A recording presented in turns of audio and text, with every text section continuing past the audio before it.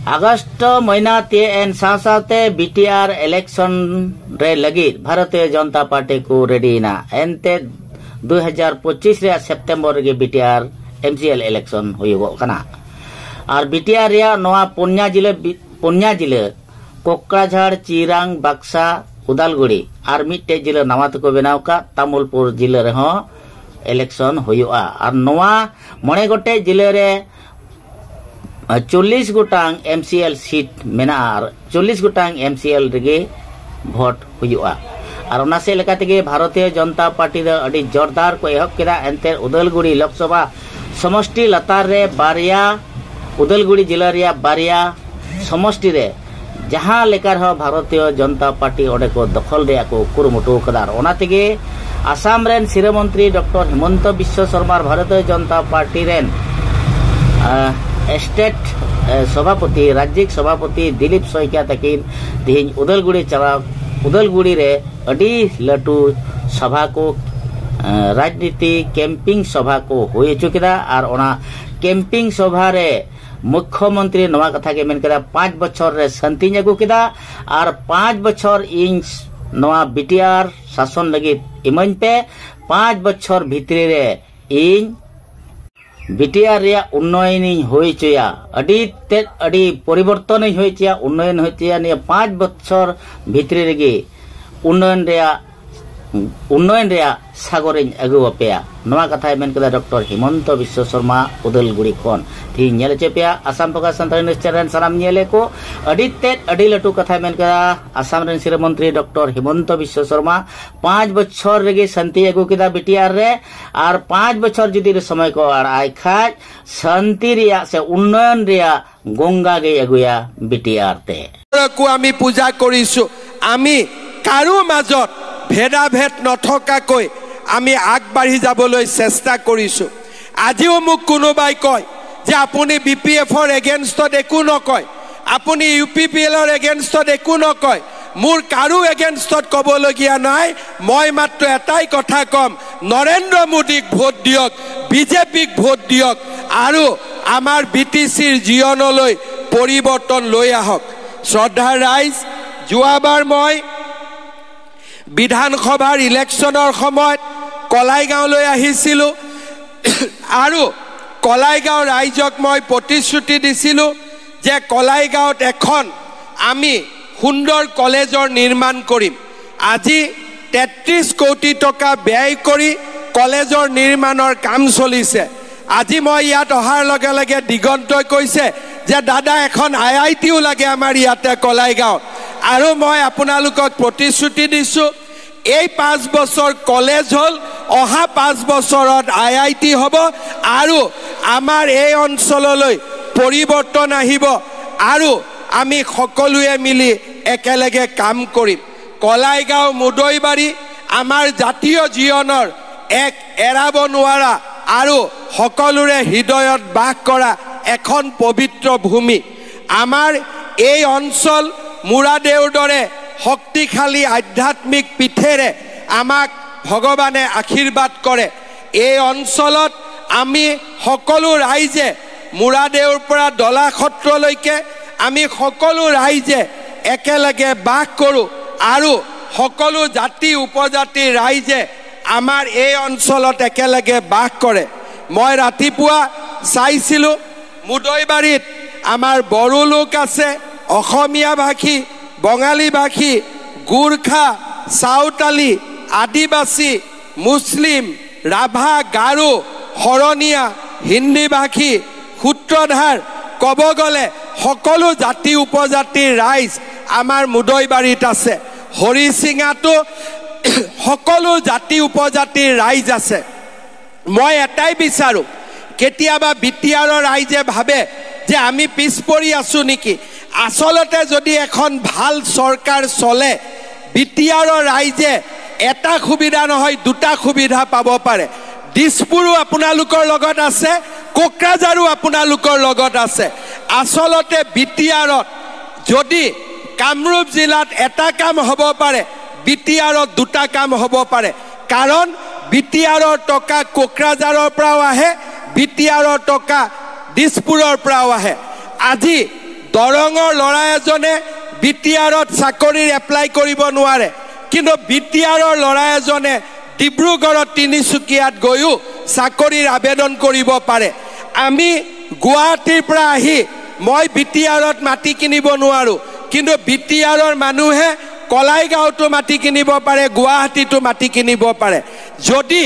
আমি বিটিআৰখন ভাল কৰি পৰিচালনা কৰিব পাৰোঁ, তেতিয়াহ'লে বিটিআৰৰ ৰাইজ আটাইতকৈ বেছি উপকৃত হ'ব পাৰে, যদিহে এই চৰকাৰখন আমি ভাল কৰি চলাব পাৰোঁ। আৰু সেইকাৰণে মই মনত বিচাৰোঁ যে এইবাৰ আপোনালোক সকলোৱে জানে যে অসমত আকৌ এবাৰ বিজেপি চৰকাৰ আহিবনে নাই? অসমত বিজেপি চৰকাৰ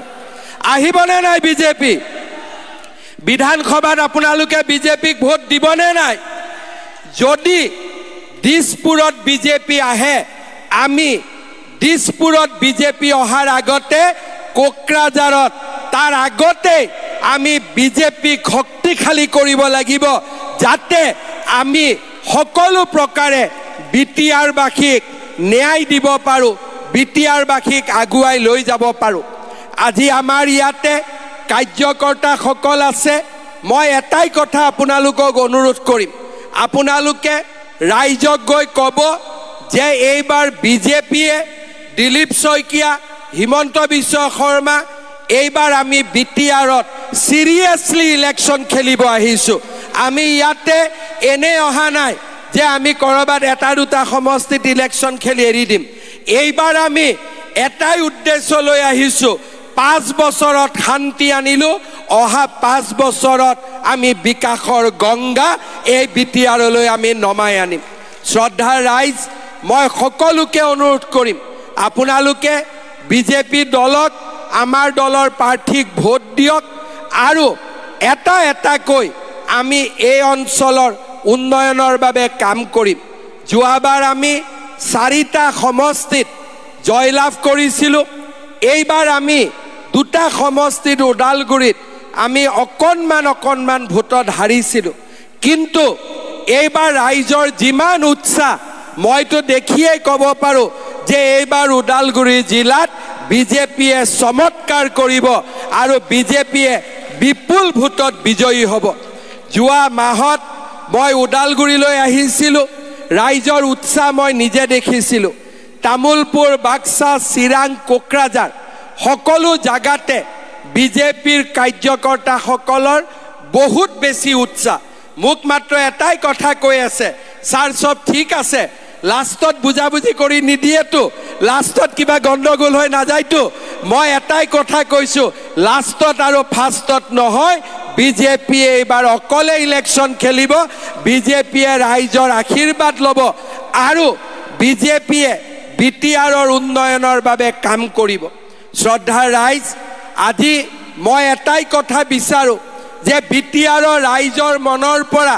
দুখবোৰ যাতে আঁতৰি যায়, বেদনাবিলাক আঁতৰি যায়। কোনোবাই আহিলে মোক কয় যে ছাৰ আমি মাটিৰ কাম কৰিব গ'লোঁ, 47 চনৰ কাগজ বিচাৰে। আৰে বাবা, 47ত ব্ৰিটিছৰ হাততো 47ৰ কাগজ নাই, আমাৰ অসমীয়া মানুহে ক'ৰ পৰা 47ৰ কাগজ দিব? কাগজ বিচাৰিব লাগে বাংলাদেশৰ পৰা অহাসকলক, অসমৰ মানুহক কাগজ বিচাৰি পেলাই কোনো লাভ নাই। এই কথাটোকে মই বুজাব খোজোঁ যে আজি আমাৰ অসমখন পৰিৱৰ্তন হৈছে, আগৰ দৰে অসম নাই। এতিয়া অসমীয়া বা আমাৰ বড়ো, ৰাভা আমাৰ মাজত কাজিয়া কৰি পেলাই আমি সময় পাৰ কৰাৰ সময় নহয়, কাৰণ আমাৰ শত্ৰু কোন তাক আজি আমি সকলোৱে চিনি পাওঁ। যাৰ কাগজ বিচাৰিব লাগে তাৰ আমি কাগজ বিচৰা নাই, গোটেই জংঘলে মাটিয়ে গোটেইখিনি তেওঁলোকে আৱৰি ল'লে, তাৰ কাগজ বিচৰা নাই, আৰু যাৰ কাগজ বিচাৰিব নালাগে তাৰ কাগজ বিচাৰি আমি ঘূৰি ফুৰিছোঁ। মই এটাই কথা ক'ম, ভাই হিমন্ত বিশ্ব শৰ্মাৰ কাগজ বিচাৰিব নালাগে, বাংলাদেশৰ পৰা অহাজনৰ কাগজ বিচাৰক। কিন্তু আমাৰ ইয়াত উল্টা, বাংলাদেশৰ পৰা অহাজনৰ কাগজ কোনেও বিচৰা নাই, কাগজ বিচাৰি আছে দিলীপ শইকীয়াৰ, পৰমানন্দ ৰাজবংশীৰ কাগজ বিচাৰি আছে। এই কথাটো কাৰো কাৰণে ঠিক নহয়, কাৰণ আমি যদি একেলগে নাথাকোঁ, আমাৰ জাতি মাটি ভেটি সকলো নোহোৱা হৈ যাব যোৱা 4 দিন আগতে মই উৰিয়াম ঘাটলৈ গৈছিলোঁ 10,000 বিঘা মাটি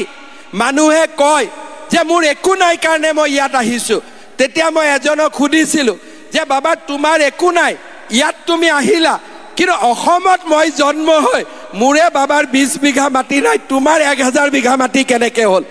এই হৈছে অসমৰ পৰিৱেশ অসমীয়াই শত্ৰু কোন অসমীয়াই বন্ধু কোন বড়ো ৰাভা কছাৰী আমাৰ হিন্দী ভাষী বঙালী ভাষী সকলোৱে আমি বুজিব লাগিব আমাৰ শত্ৰু কোন আমাৰ বন্ধু কোন অসমীয়া হিন্দু অসমীয়া মুছলমান অসমীয়া খ্ৰীষ্টিয়ান আমি সকলোৱে বুজিব লাগিব আমাৰ শত্ৰু কোন আৰু কেনেকৈ আমি জাতিটোক জীয়াই ৰাখিব পাৰিম আৰু সেই কাৰণে মই ভাবো যে বিটিআৰটো আমি নতুন চিন্তাৰ জন্ম দিব লাগে যে যাৰ কাগজ বিচাৰিব লাগে তাৰ কাগজ বিচাৰিব লাগে যাৰ কাগজ বিচাৰিব নালাগে তাৰ কাগজ বিচাৰি সময় নষ্ট কৰাৰ প্ৰয়োজন নাই সেই এনেকুৱা ধৰণৰ ঘটনাই আমাক পিছুৱাই লৈ যায় আমাক আগুৱাই লৈ নাযায় শ্ৰদ্ধা ৰাইজ আমি সকলোকে সন্মান কৰোঁ আজি আপোনালোকে দেখিছে যে আমাৰ প্ৰধানমন্ত্ৰী ডাঙৰীয়াৰ প্ৰচেষ্টাত আজি আমি নতুন দিল্লী পৰ্যন্ত বডুফা উপেন্দ্ৰনাথ ব্ৰহ্মৰ প্ৰতিমূৰ্তি নিৰ্মাণ কৰিছোঁ আজি বাথৌ ধৰ্মৰ প্ৰতিটো উপাসনাস্থলী যাতে সুন্দৰ হয় তাৰ বাবে আমি চেষ্টা কৰিছোঁ ব্ৰহ্ম সমাজৰ প্ৰতিটো অনুষ্ঠানতে মই গৈছোঁ কাৰণ মই বিশ্বাস কৰোঁ যে আমি একেলগে থাকিলেহে দূৰৰ পৰা অহা অতিথিসকলক আমি বিদায় দিব পাৰিম আৰু নহ'লে আমাৰ বৰঘৰটো এটা এটাকৈ লৈ যাব একোৱে নাথাকিব না ভাষা থাকিব না জাতি থাকিব না সংস্কৃতি থাকিব আৰু সেইকাৰণে মই আকৌ বাৰে বাৰে কৈছোঁ যে বড়োলেণ্ডত কোনো দ্বিতীয় শ্ৰেণীৰ নাগৰিক নহ'ব সকলোৱে প্ৰথম শ্ৰেণীৰ নাগৰিক হ'ব লাগিব আৰু সেই উদ্দেশ্যেই ভাৰতীয় জনতা পাৰ্টীয়ে এই নিৰ্বাচনত প্ৰতিদ্বন্দ্বিতা কৰিছে শ্ৰদ্ধা ৰাইজ আমাৰ নিৰ্বাচন ইতিবাচক আমি এটা পজিটিভ মাইণ্ডছেট লৈ ইলেকশ্যন খেলিছোঁ পজিটিভ মাইণ্ডছেট কি যে সকলো জাতি উপজাতি একত্ৰিত হওক ৰাস্তা হওক স্কুল হওক কলেজ হওক মাটি বাৰীৰ অধিকাৰ সকলোৱে লাভ কৰক আৰু সকলোৱে যাতে নিজকে এজন গৌৰৱী বিটিআৰবাসী বুলি গৌৰৱ কৰিব পাৰে Assam Focus